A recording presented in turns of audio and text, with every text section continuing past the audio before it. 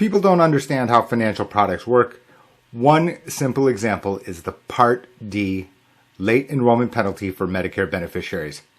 It's just a simple example about the fact that people don't quite understand how insurance actually works. You can find out much more coming up next.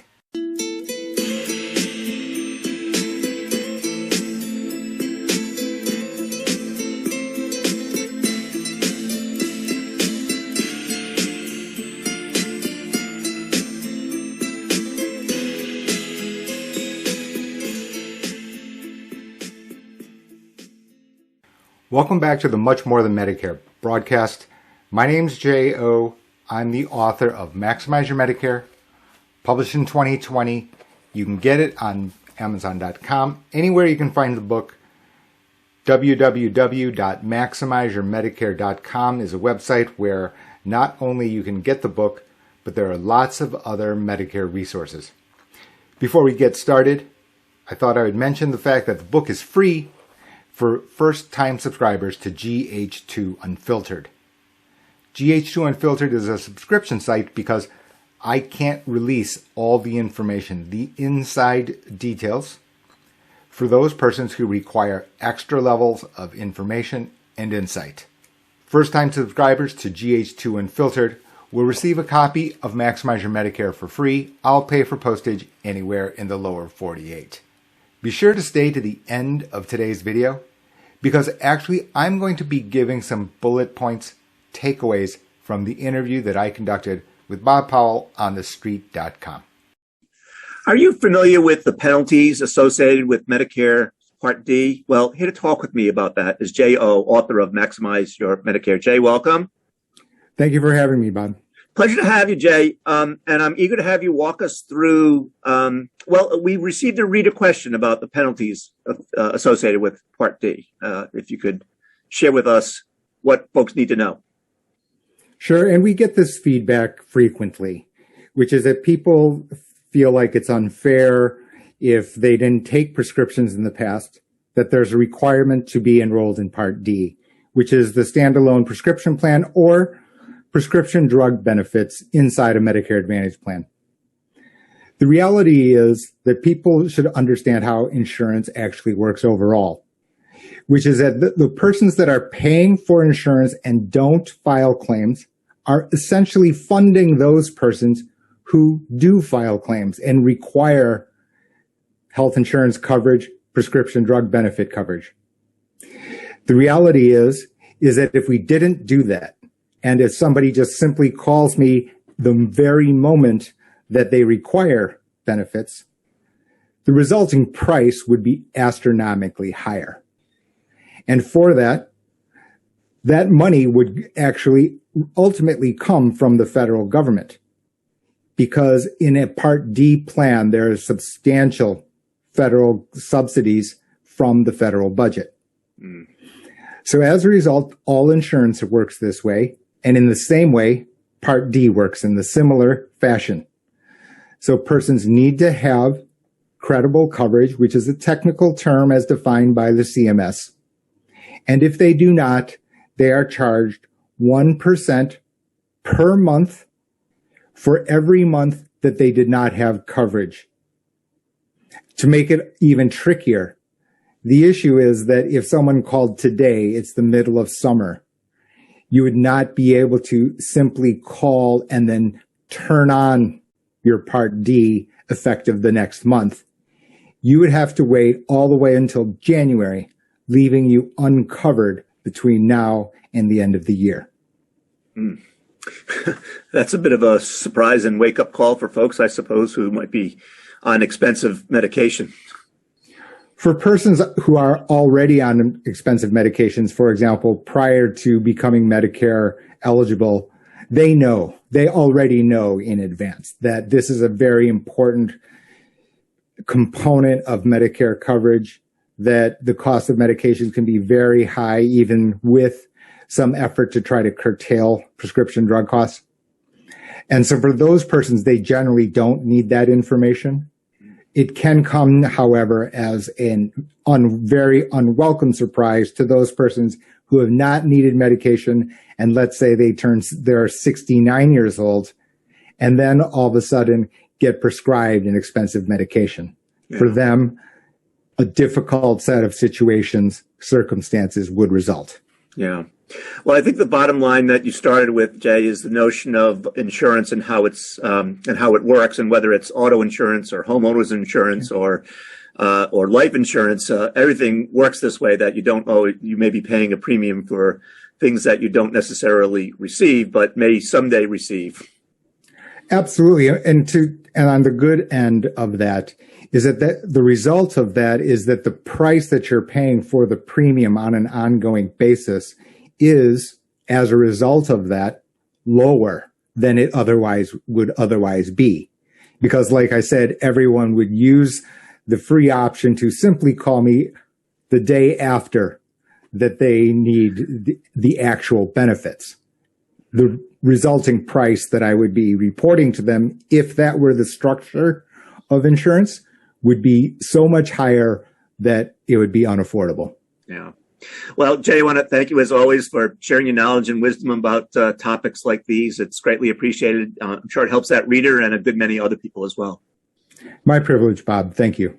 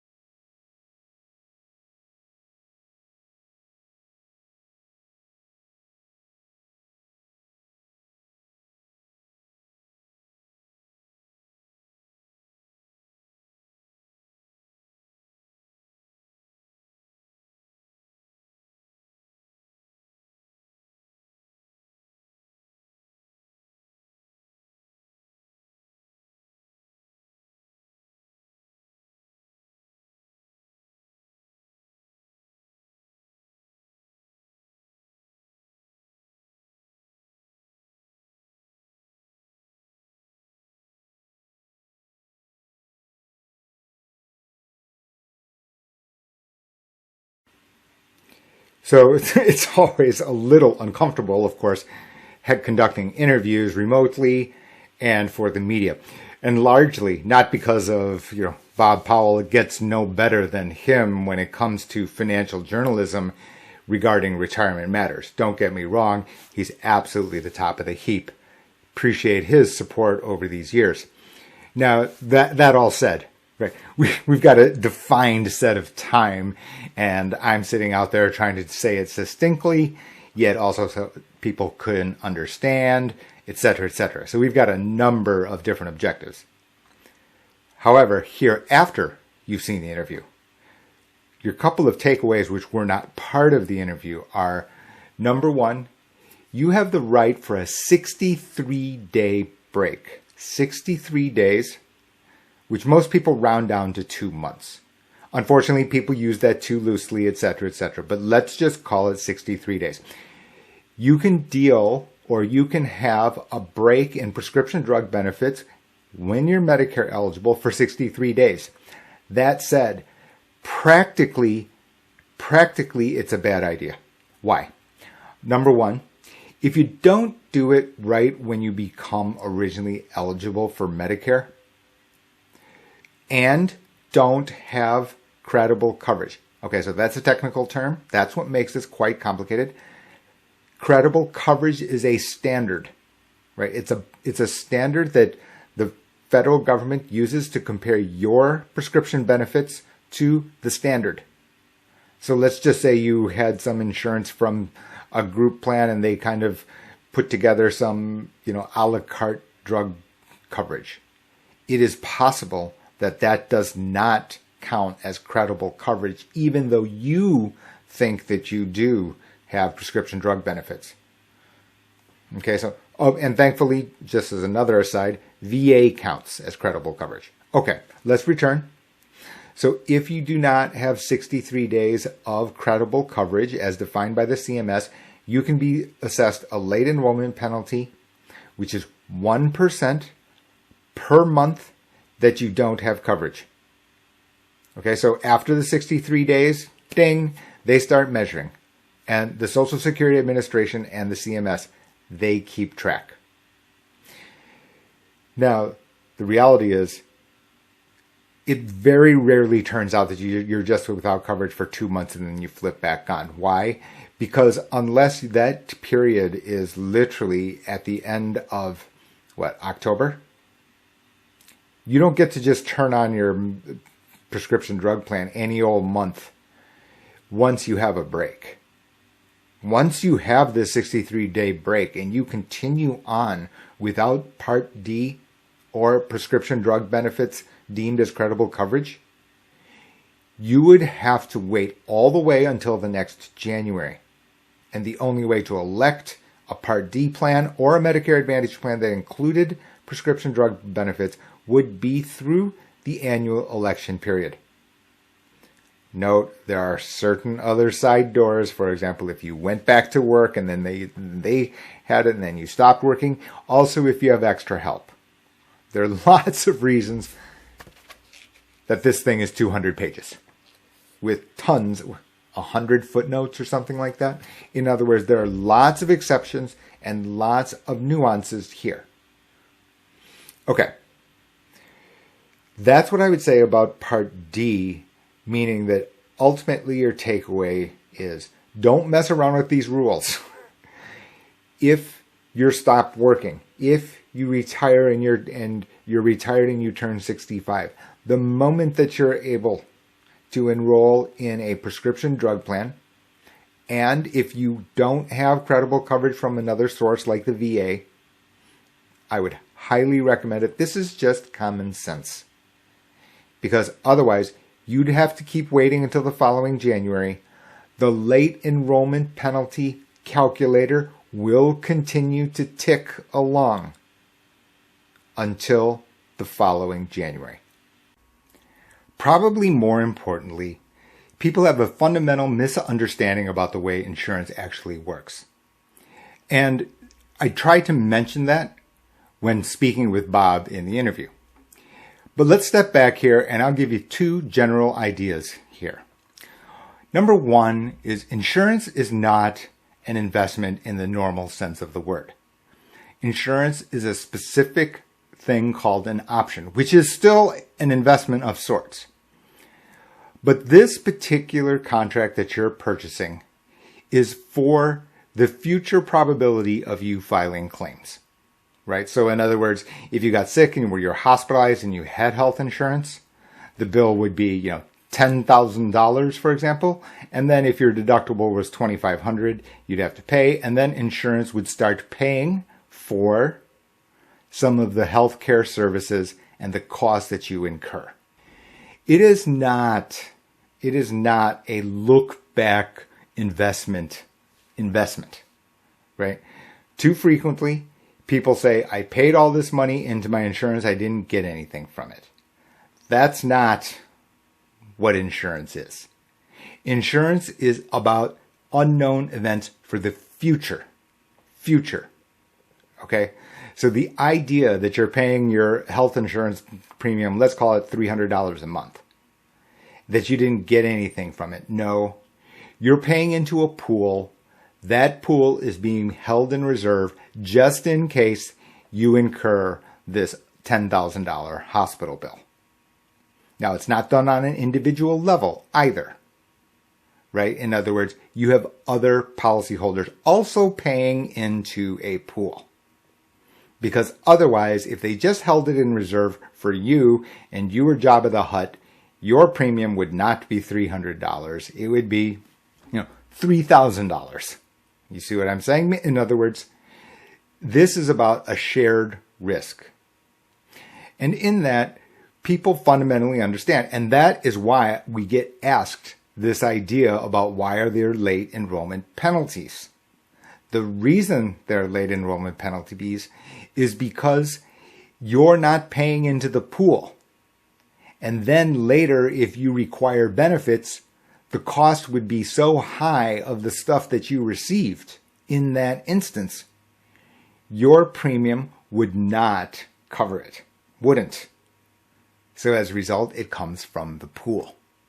And this is why there are late enrollment penalties. And now you can understand that what ends up happening is people don't understand why insurance works to begin, right from the jump. And this happens starting at a very young age. That's why I call this the Much More Than Medicare broadcast. Which is that what ends up happening is that since people had the first step wrong, the understanding was flawed, then later the conclusion becomes wrong. And then you ask me this question that Bob has to haul me in here for an interview. Insurance is not the type of investment where you're buying shares of Apple stock. That is the wrong conceptual framework. The second part goes to the way that the risk pool works. For example, in life insurance, you pay, let's call it $50 a month. And you have term insurance, the date ends, meaning you've reached the termination date. You don't get anything back.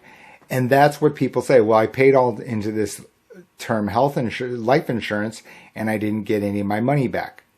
No, because you were paying for the probability that you passed away earlier than the termination date.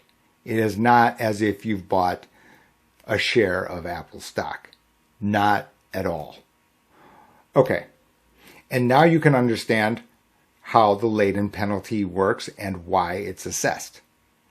Because the shared pool that you're paying into has to do with the federal government.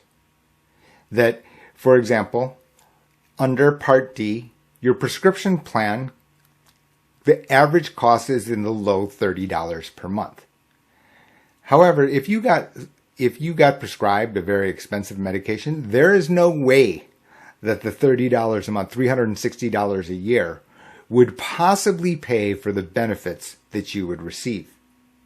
In fact, it would be multiple times that premium that you've paid. Okay?